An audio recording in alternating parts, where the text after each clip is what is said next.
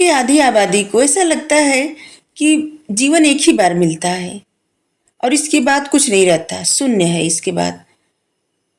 क्योंकि एक जीवन मिला, मृत्यु हो गई, सब कुछ खत्म। लेकिन आधी आबादी ऐसे समझती है कि नहीं, मरने के बाद जन्म होता है, ये जन्म पे जन्म होता है, ये अंतहीन है, लगातार मृत्यु जन्म ऐसा होता रहता है, चलता रहता है। और इसीलिए एक जन्म के बाद दूसरा जन्म, सभी जीव पूर्व जन्म के अंतहीन चक्र में फंसे रहते हैं। और इसीलिए पहला जो विचार है, उस पद्धति का उद्देश्य स्वर्ग में अपने लिए स्थान सुरक्षित करना है, नरक में नहीं।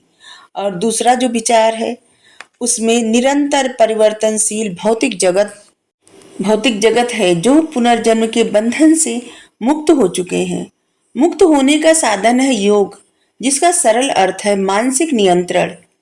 योग मस्तिष्क को इस तरह जोत देता है कि संसार का प्रवाह उसे बहा नहीं ले जा सकता।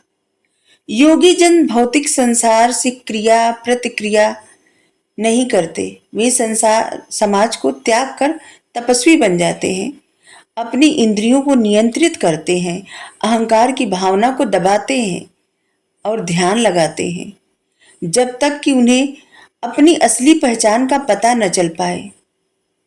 संसार को मन मस्तिष्क की सृष्टि के रूप में देखा गया है। इसीलिए मानसिक नियंत्रण ब्रह्मांडीय नियंत्रण के रूप में देखा जाता है।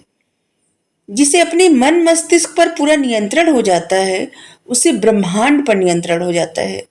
और इस तरह वह भौतिक वास्तविकता को नियंत्रित करने वाले नियमों के बंधन से मुक्त होकर ईश्वर में एक हो जाते हैं।